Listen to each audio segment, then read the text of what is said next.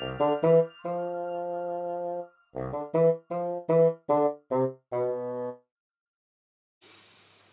everyone, we hope you've had a lovely day. This evening we're going to read Frog on the Log by Leyland Perry. I love frogs, they're my favourite animals.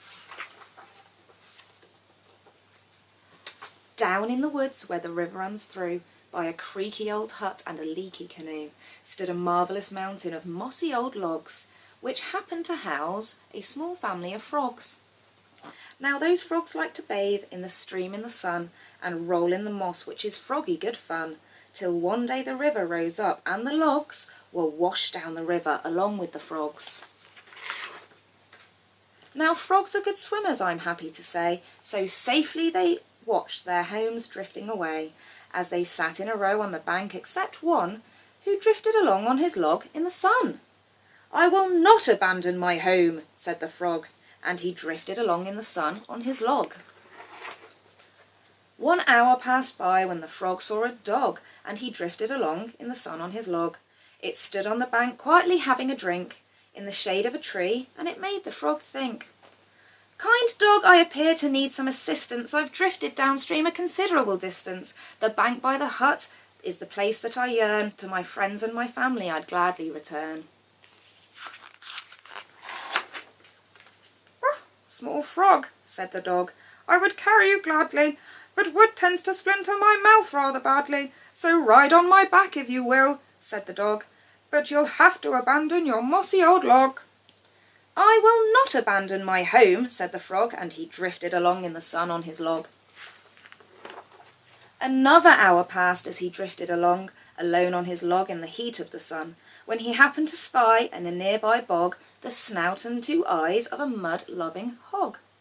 "Dear hog, I appear to need some assistance. I have drifted downstream a considerable distance. To the bank by the hut is the place that I yearn. To my friends and my family I'd gladly return."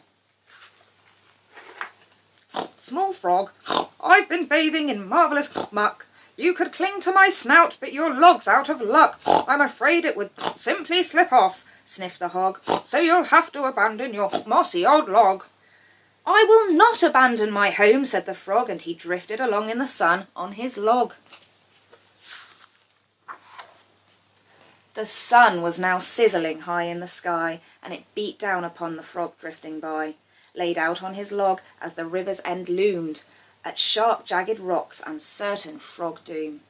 "I wish I'd accepted the help of the dog, or hopped on the snout of the mud-loving hog," he thought when he saw at the base of those rocks the splintered remains of some mossy old logs. But what was that bobbing along in the foam? A log that was moving away from the stone. There was no time to think, and the little frog knew it. He took a deep breath, and he hopped right onto it. "How sad that I had to abandon my home," said the stubborn old frog as it smashed on the stone. Then looking about him, he saw with surprise his new mossy log came complete with 2 eyes. "Well, what have we here?" said the stunned crocodile, and he grinned at the frog with a wide, toothy smile. "A log-hopping froggy, and I have a hunch he hasn't dropped by for a spot of light lunch." The frog gave a gulp. "This is worse than I feared," thought the frog on the crock, and he shed a small tear. "I'm done for, I've had it, finito, kaput, I'll never again see the bank by the hut." Now, said the croc, "stop crying this instant. I too have been swept a considerable distance from way past the hut and the leaky canoe. I'm heading on back now. Are you coming too?" So upstream they travelled, the croc and the frog, and they waved as they passed by the mud-loving dog, the dog on the bank, in the shade of the tree, to arrive at the place where the logs used to be. "Thank you so kindly for taking me home," said the frog on the croc, now no longer alone, and he hopped from the back of the croc to the bank. The croc waved goodbye, then his crocky heart sank. "Nice frog, I appear to need some assistance. You see, I lead a rather lonely existence.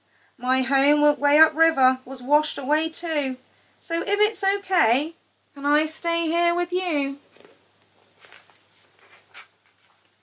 And that's how we'll leave them, the greatest of friends. There's no better place for this story to end. A family of frogs and a crocodile too, in a crocky old hut and a croaky canoe. What a lovely story. What's your favourite animal? Mine's definitely a frog, but I love crocodiles as well because they're my favourite colour, green. Have a fantastic evening and we'll see you tomorrow.